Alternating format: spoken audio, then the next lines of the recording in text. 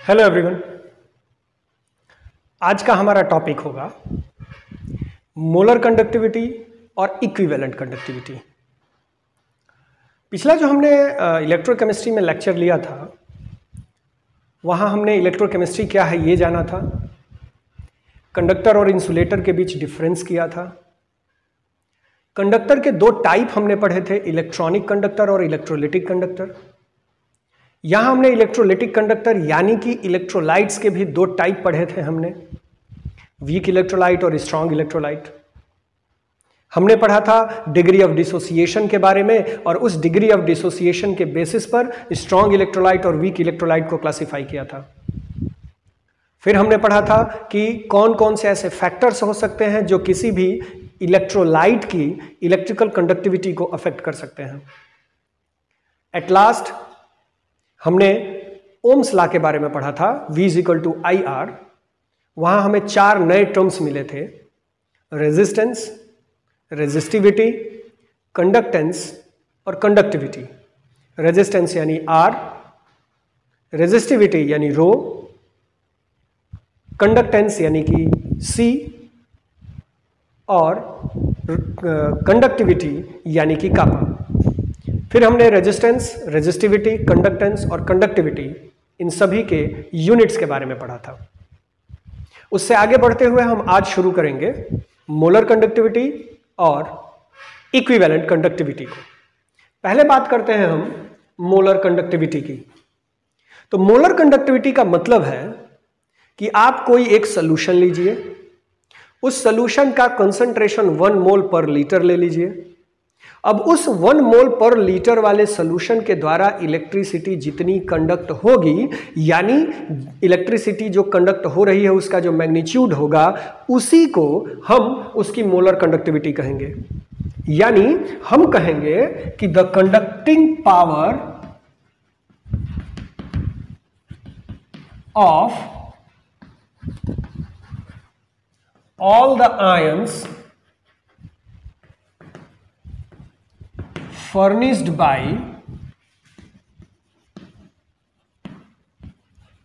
1 mole per liter of solution is called molar conductivity। यानी किसी भी ऐसे सॉल्यूशन के द्वारा जिसका कंसंट्रेशन 1 मोल पर लीटर का हो, उसके द्वारा जितनी इलेक्ट्रिसिटी कंडक्ट की जाएगी उसी को हम उसकी इलेक्ट्रिकल मोलर कंडक्टिविटी कहेंगे।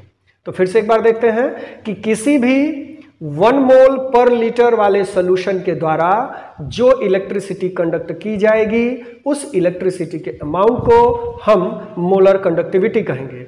यानी 1 mole per litre of solution के अंदर मौजूद जितने भी आयंस हैं उन सभी आयंस के द्वारा इलेक्ट्रिसिटी जो कंडक्ट की जाएगी, जो एबिलिटी होगी, उसको हम उसका मोलर कंडक्टिविटी कहेंगे। The conducting power of all the ions furnished by 1 mole per litre of solution is called molar conductivity. Mathematically अगर हम इसे रिप्रेजेंट करें तो मैथमेटिकली हम लिख सकते हैं lambda m is equal to kappa upon cm।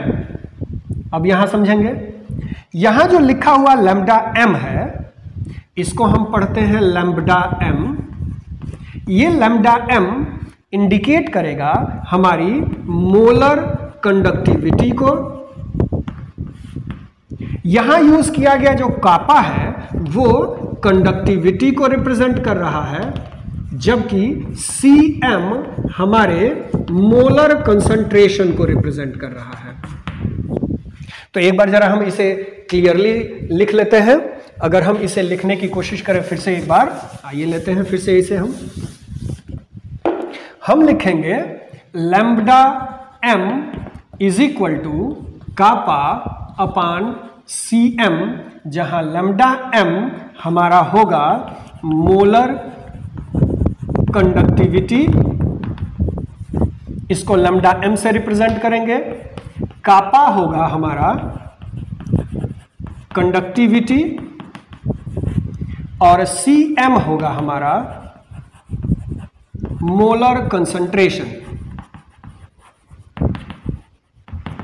Define एक बार और कर लेते हैं हम कि किसी भी सॉल्यूशन जिसका कंसंट्रेशन 1 मोल पर लीटर हो उसके द्वारा कंडक्ट होने वाला जो उसके अंदर मौजूद जितने भी आयंस हैं उनके द्वारा कंडक्ट होने वाला इलेक्ट्रिसिटी का अमाउंट मोलर कंडक्टिविटी कहलाएगी।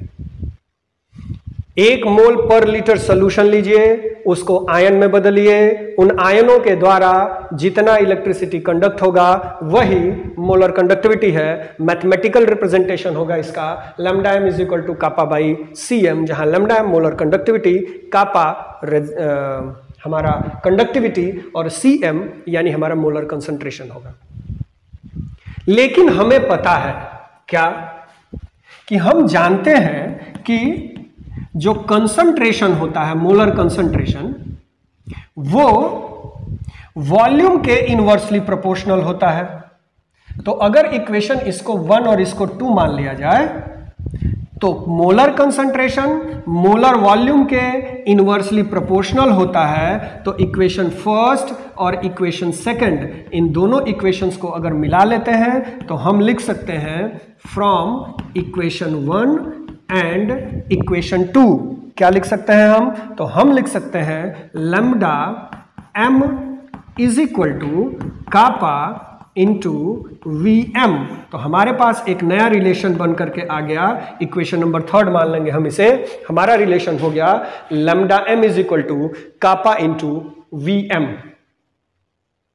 अगर हम यहां कंसंट्रेशन को ले रहे हैं मोलैरिटी के टर्म में, तो मोलैरिटी का अगर हम फॉर्मूला लिखें तो हम लिखते हैं molarity is equal to number of mole of solute upon volume of solution in litre. Litre में कन्वर्ट करने के लिए 1000 से डिवाइड कर देंगे।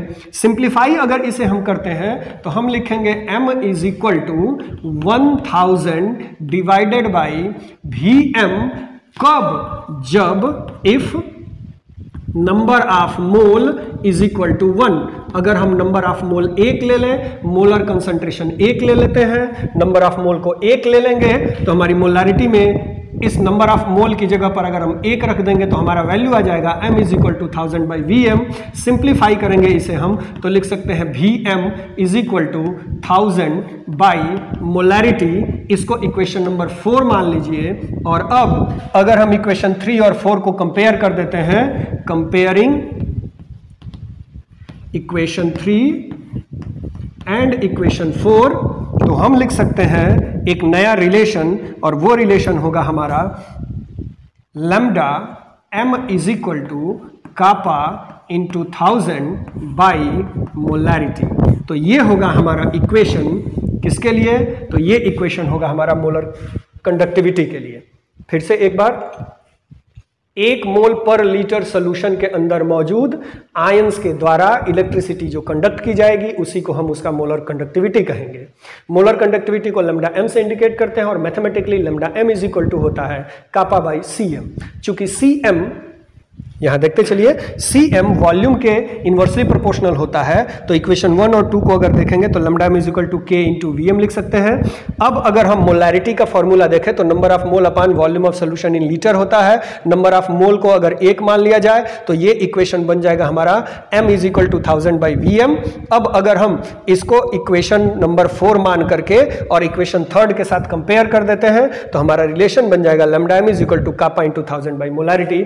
ये होता है हमारा मोलर कंडक्टिविटी का फॉर्मूला। अगर हम बात करें इक्विवेलेंट कंडक्टिविटी की, दूसरा जो हमारा टर्म है वो है हमारा इक्विवेलेंट कंडक्टिविटी। आइए देखते हैं क्या होता है हमारा इक्विवेलेंट कंडक्टिविटी।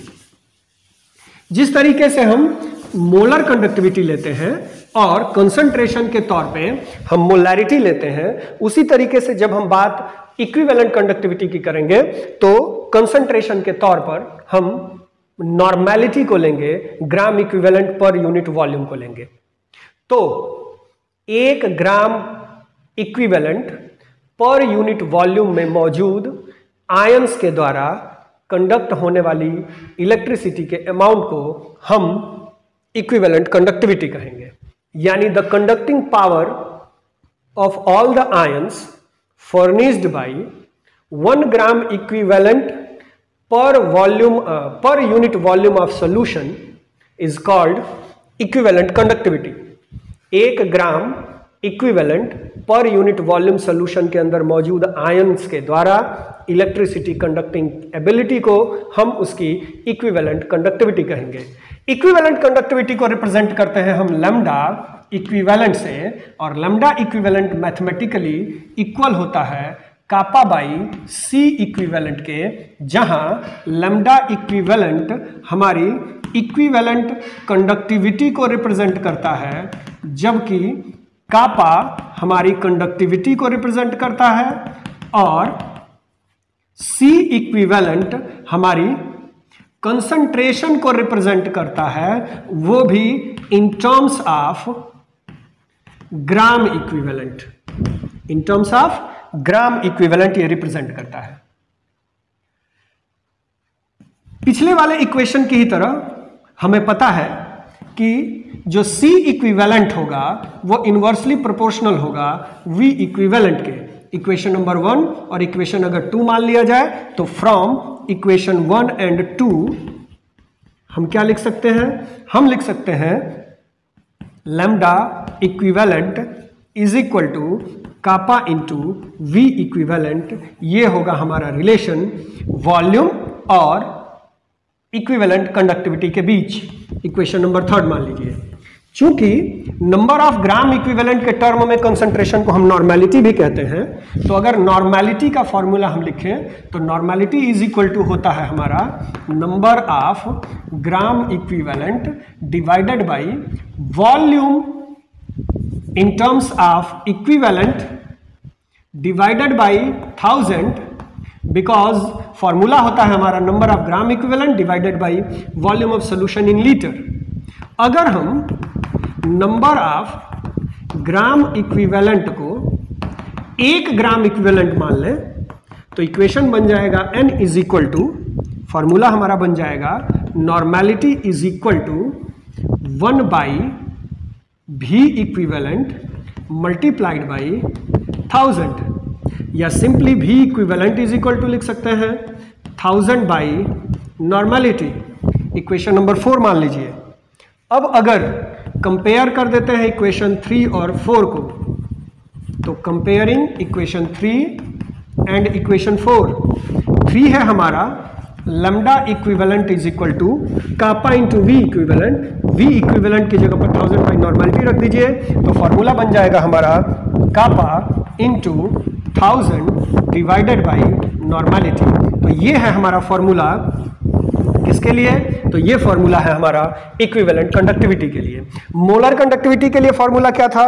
तो मोलर कंडक्टिविटी के लिए फॉर्मूला था lambda m is equal to kappa into 1000 by molarity, जबकि इक्विवेलेंट कंडक्टिविटी के लिए फॉर्मूला हो जाएगा lambda equivalent is equal to kappa into 1000 by normality.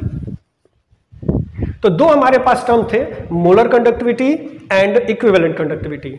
Molar conductivity को हमने डिफाइन किया कि the conducting power of all the ions furnished by 1 mole per litre of solution is called molar conductivity, जबकि equivalent conductivity को हमने define किया कि the conducting power of all the ions furnished by 1 gram equivalent per litre या per unit volume of solution is called equivalent conductivity. दोनों का formula था lambda m is equal to kappa into 1000 by molarity molar conductivity के लिए, जबकि lambda equivalent is equal to kappa into 1000 by normality. ये था हमारा फॉर्मूला इक्विवेलेंट कंडक्टिविटी के लिए। अगर हम इन दोनों के बीच रिलेशन देखें तो इन दोनों के बीच एक रिलेशन भी डिराइव किया जा सकता है। क्या है रिलेशन? आइए देखते हैं उस रिलेशन को। दोनों यानी मोलर कंडक्टिविटी और इक्विवेलेंट कंडक्टिविटी के बीच एक रिलेशन दिया जा सकता है। आइए उस रिलेशन को देखते हैं। हमारा टॉपिक है relation between lambda m and lambda equivalent, यानी molar conductivity and equivalent conductivity के द्वारा के अंदर रिलेशन। तो हमने पढ़ा है अभी जस्ट, क्या पढ़ा है? तो lambda m is equal to kappa into 1000 by molarity है, इक्वेशन 1, और lambda equivalent is equal to kappa into 1000 by normality है इक्वेशन नंबर 2। दोनों के बीच हमें रिलेशन दिखाना है। क्या करेंगे हम? डिवाइड कर देंगे। डिवाइडिंग इक्वेशन 1 बाई 2, तो क्या बन जाएगा? Lambda m upon lambda equivalent is equal to kappa into 1000 by molarity divided by kappa into 1000 by normality. Kappa से कापा कैंसिल आउट होगा और 1000 से 1000 कैंसिल आउट होगा, तो क्या बन जाएगा हमारा? तो हमारा बन जाएगा lambda m upon lambda equivalent is equal to 1 by m upon 1 by n, यानी हमारा रिलेशन बन जाएगा lambda m upon lambda equivalent is equal to normality by molarity. इसको सिंप्लीफाई अगर हम करते हैं तो बन जाएगा हमारा नॉर्मेलिटी बाई मोलैरिटी। अब अगर हम नॉर्मेलिटी की जगह पर फॉर्मूले की वैल्यू रख दें तो लिखेंगे lambda m upon lambda equivalent is equal to number of gram equivalent divided by volume of solution in litre. Molarity का अगर हम फॉर्मूला लिखें तो number of mole by volume of solution, और वो भी लीटर में। तो volume of solution in litre, volume of solution in litre से कैंसिल आउट होगा, तो हमारा बचेगा lambda m upon lambda equivalent is equal to number of gram equivalent divided by number of मोल। अब अगर हम नंबर ऑफ ग्राम इक्विवेलेंट देखें तो फॉर्मूला होगा हमारा वेट बाई इक्विवेलेंट वेट, और अगर नंबर ऑफ मोल लेते हैं हम तो नंबर ऑफ मोल का फॉर्मूला होगा हमारा वेट बाई मोलर मास।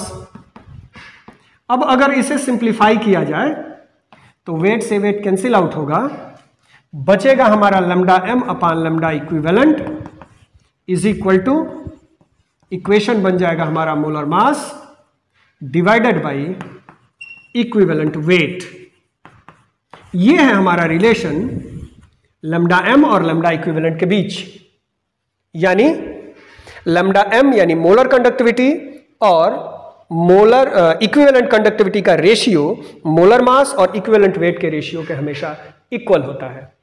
किसी भी सॉल्यूशन का मोलर कंडक्टिविटी और इक्विवेलेंट कंडक्टिविटी का रेशियो उस सॉल्यूशन के अंदर मौजूद जो सॉल्यूट है उसके मोलर मास और इक्विवेलेंट वेट के रेशियो के हमेशा इक्वल होता है। दैट मीन्स कि lambda m upon lambda equivalent is equal to molar mass by equivalent weight. इस रिलेशन के बेसिस पर हमें कुछ न्यूमेरिकल्स निकालने होंगे, कुछ न्यूमेरिकल्स सॉल्व करने होंगे, जो हम अगले सेक्शन में करेंगे। एक और टॉपिक होगा इसके बाद और फिर हम न्यूमेरिकल्स की तरफ बढ़ेंगे, और वो टॉपिक होगा हमारा कंडक्टिविटी सेल, और उस सेल के द्वारा किसी भी इलेक्ट्रोलाइट का जब हम रेजिस्टेंस कैलकुलेट करेंगे तो कैसे कैलकुलेट करेंगे, इसके ऊपर डिस्कशन। तब तक के लिए आप मोलर कंडक्टिविटी और इक्विवेलेंट कंडक्टिविटी को पढ़ें। That's all. Thank you very much.